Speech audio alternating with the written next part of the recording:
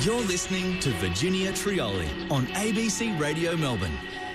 And when you get the vaccination, and we do finally get to open up as per the Doherty modelling that was outlined yesterday at a big press conference and then drilled into in detail by my colleague Rafi on the Drive program, once we do and we get to travel again, are you comfortable carrying a vaccine passport?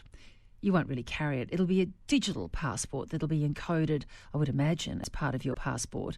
Hopefully not a brand new app developed by the federal government. Forgive me for being sceptical about that, but they tried that and it didn't work so well.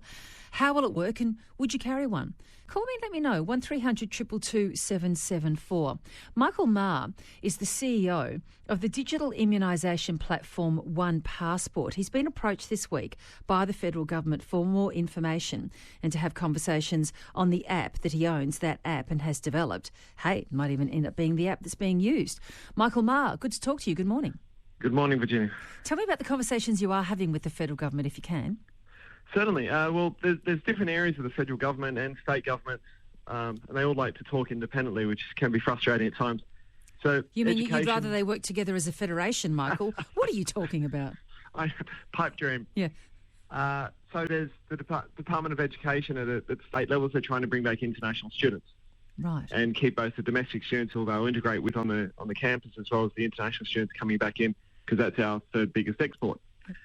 Then you've got aged care looking to roll out something that makes it easier for aged care providers to be able to manage immunisation rollout in their staff, because it looks like this is going to be an ongoing thing where we'll need boosters. They have a daily requirement to update the department on how many of their workers are vaccinated. So things like that. Then in the community, of course, since the outbreak that came from Amy Park and the MCG, there is, from an entertainment point of view, both commercial and government, looking at how do we have a simple system, an immunisation passport that people can carry and show or scan in at live events. So multiple conversations, all on the same topic. Right. Great, yay. So good to see that the left hands are talking to the right hands, not. Tell us about your platform, OnePassport. What is it? What does it do? Okay, so OnePassport is about 4 years old, 4 and a bit years old. It's a digital credential that is used in highly regulated industries like healthcare, aged care, mining, construction. So anywhere that's highly regulated, with mobile workers who frequently work for multiple employers at one time, like aged care workers or doctors and nurses in hospitals. So they can carry all of their qualifications, vaccinations, work experience, visas, police checks around with them and not have to constantly be having to produce that evidence. So part of that is an immunisation register. And so when COVID happened, we started being approached by a variety of organisations who suddenly needed to track not only vaccinations, but also what's called serology, which is test results. Yes. Sometimes you need to show a recent negative COVID test result. It's not actually your vaccination status. So we've been working with a wide variety of industries. It's been very interesting. You've got your traditional regulated ones who are looking for it, but also we're starting to be approached by unregulated industries in the traditional sense. They all have full-time workers. They're non-regulated from a government point of view. But the company is now saying we are regulated by COVID. Every time we have a lockdown, we have to cancel all these flights and move people around and move people into homework. So we as a company, we're, for example, an ASX-listed company, we want to have all the evidence. We want to roll out the vaccine to our staff so that when a state border closure happens, we can say, no, our staff are vaccinated. Here's the proof. Let them fly.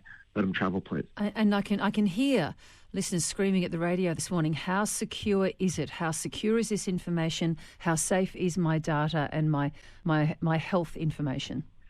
In Australia, we are heavily governed by the Privacy Act. So everyone knows, of course, the Cambridge Analytica example that happened during the Trump election. That is just impossible to happen here. Not only do we actually collect any information like that, it's everyone would go to jail if they did anything like that. And the aim is that it is carried by you on your phone in a simple system that no one else can see. You choose who to share it with. You choose who has connections to it.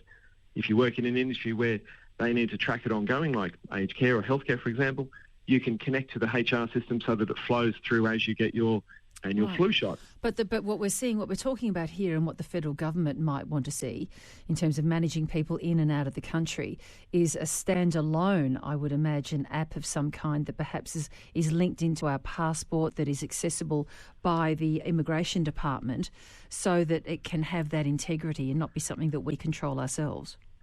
Well, there isn't a global standard at this stage, and there are so many players in it that it's becoming very hard. We're part of something called the COVID Credentialing Initiative under the Linux Foundation in New York, which is looking at common standards. Right. Because what happens in Europe will be different to America. Yeah. China and Russia will probably not agree with anything that the West produces.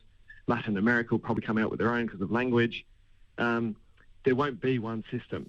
So IATA, who control all the airline travel systems, they've come up with the IATA Travel Pass, but it will only help you cross the border. And Qantas are very keen on using the IATA Travel Pass. But then we're working with Pacific Islands who say, well, we need something that works in-country as well, like Vanuatu.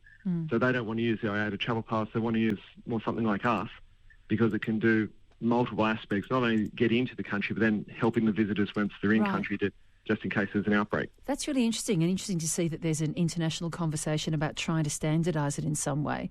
Michael, am I being too cynical in saying I really hope that the federal government doesn't produce its own app for this, given the history of the app that they also put, the COVID Safe app, which didn't end up doing much at all?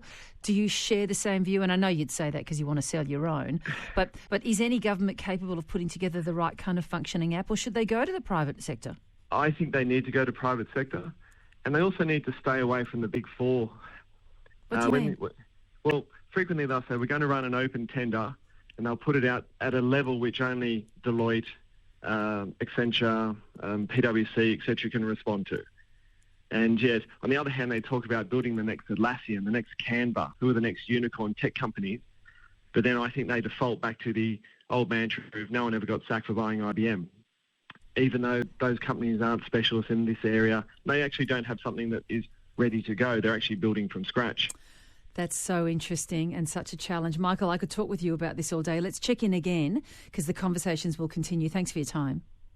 You're welcome. Michael Maher, CEO of the digital immunisation platform OnePassport, in conversation with multiple arms of government about what happens next with digitising our vaccine information.